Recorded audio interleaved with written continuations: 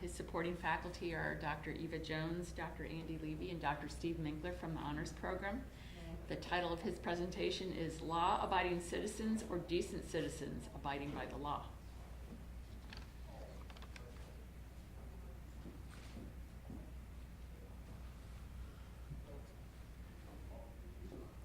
How's everyone doing today? Fantastic. Great. Everybody's smiling. Thanks for coming. Title of my presentation is Law Abiding Citizen, Decent Citizen Abiding by the Law, by me, myself, Jalen Lewis. So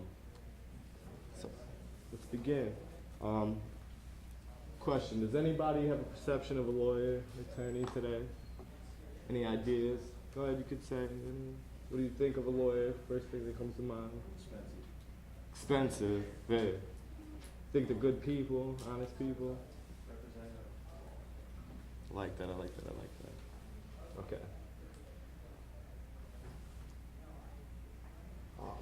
So the reason why I chose this project is because I myself want to be a lawyer. Why else would I do this? I'll explain to you later in the project what kind of lawyer I want to be. There are many different fields of law a potential attorney or lawyer can enter. Deciding on which field a potential or current law student will decide to enter is one of the most difficult decisions, because a lot of people, they say, oh, I'm going to go to law school, I want to go to law school for this. They get there and then they realize, oh wait, this isn't what I want to do, I never wanted to do this, and then they end up wasting a lot of money, end up doing something they don't really want to do. So you should really decide that before you go, which I'm currently doing. That's why I chose to do this project. This is where my journey began. I chose two very seasoned attorneys from distinctly different fields of law to interview to help me gain a better understanding of the two different fields of law I wanted to go into. That's criminal defense attorney and real estate law. So those are the two that I've chosen. Narrowed it down from tons. So the reason I want to be a lawyer is growing up, I've seen a lot of negativity and what was going on, and I wanted to change it somehow. I didn't really know how to change it. I couldn't quite figure it out. So then I decided, wait, if I become an attorney, I can change things. I don't have to charge too much money. Eventually, I'm gonna want all the money because, you know. But in the beginning, I'll help people here and there. So. The first person I interviewed was Jeremiah J. O'Connor of Thompson O'Connor and Associates. He's been practicing law for 15 years. I've known him for 4 years now. He's always given me great advice, whether in and out of the classroom, whether law, whether anything. One of the greatest quotes that I've heard from him in a while was, how successful you are in the field of law depends on the amount of work you put in and your dedication in and out of the courtroom that translates into victories and success inside and outside the courtroom. Being a criminal defense attorney is one of the most challenging jobs in the law field. In some cases, you're the middleman between freedom and imprisonment. So he's been defending criminals, whether innocent or guilty. You know, that's not up to me. But he's been defending them for 15 years plus. So his thing is, you know, you got to be able to put on a face, because whether your client is innocent or guilty, you still got to go out and do your job and prove that he's innocent or guilty, depending on how you look at it. Scott J. Sandler of Perlitine, Sandler, and McCracken. He was the second person I interviewed. The first one I knew Jay, I call him. I've known him for a long time, so it was different. But Scott, I actually had a call up. I never met before. It was just a shot in the dark. I was just going to see if he was going to take my phone call. He's one of the best real estate lawyers in Connecticut. It took him a few days to get back to me, but eventually he got back to me. He agreed to do the interview with me. And that was really cool because he didn't have to. He's a very busy man, so he took time to talk to me, which was really cool. So I appreciated that. He said being one of the best attorneys in real estate law takes time. You will fall, you will get up, you will fall again. The most important thing you can do to succeed in real estate law is to understand the economic times you're in and the abilities and inabilities of your clients. Real estate law, he works in many different parts.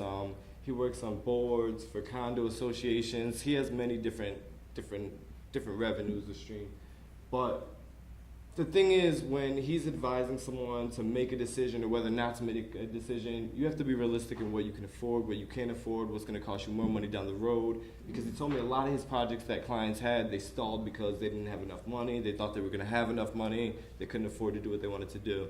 So that's another thing for myself to keep in mind.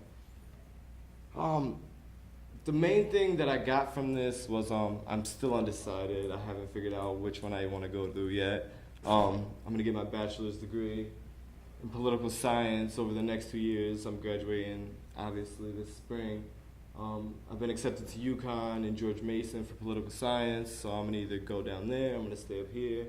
Either way, after that, I'm gonna go to law school, which I haven't decided which one I want to go to yet, but we'll see how that goes. Bringing it full circle, although these two attorneys are in two different completely fields of law, they both have the same underlying message: success, no matter what field of law you eventually end up entering. So they both said you got to work hard in any field, whether you're working at a fast food restaurant, anywhere you are. You need to dedicate yourself. If you're not dedicated, you're not going to succeed. And if you don't succeed, what are you doing it for? So that's really what I got out of it. I've gained a great friendship, and Scott, he's a nice guy. He said he'll help me anything I need, just give him a call. So that's one thing I gained out of this. Another thing is I got to talk to Jay again. It's always great to talk to Jay. I've done an internship for him, so I'm really excited about what the future holds for that. I would just like to take time to thank the MxCC National Honor Society. They told me to change it just to Honor Society, so that was my bad. They're the Honor Society. And they've done a lot for myself and for other students. And when I first came here 2 years ago, my first semester, I wasn't on the Honor Society, just came in as a regular student. I told one guy what I wanted to do, my advisor, I'm not gonna say his name at that point. He just looked at me like I was crazy, like I didn't have a vision and I didn't know what I wanted to do. So I went through the first semester, and then at the end of the first semester, I forgot what my GPA was, but it was high enough to obviously get in the Honor Society.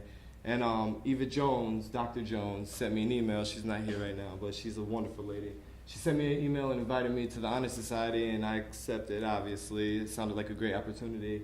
And over the next year and a half, up to this point right now, they've done an incredible job helping everyone, not just myself, figure out what they want to do in life, whether it be through college, getting accepted to colleges. I know that all three of them have played a great role in that, and I'm excited about the future. Are there any questions? When do you actually have to declare what area of law you want to When you do? go into law school, you don't declare anything your first year. So you're going in, you're going to learn the basics, and then from there you can tailor your schedule to more fit what you want to do. So you've got 3 or 4 more years before. I've got 2 years, so I'm done with this semester in 2 weeks. Then I go to UConn or George Mason, with that, whichever one I decide to accept. And so I got 2 years, but it starts way before that, because I got to take the LSATs at the end of next year. So you can't just say, oh, I just want to go to law school, you know? You got to take the LSATs, which starts at the end of next year. There's only 2 times you can take them. So it's a process. It doesn't just start. That's a misconception through many people. You can't just, I mean, people do just say, oh, I want to go to law school. But to really want to succeed in it, you got to have it planned out, or at least I believe so. Any other questions? That last presentation was awesome. It was very impressive. That was yours.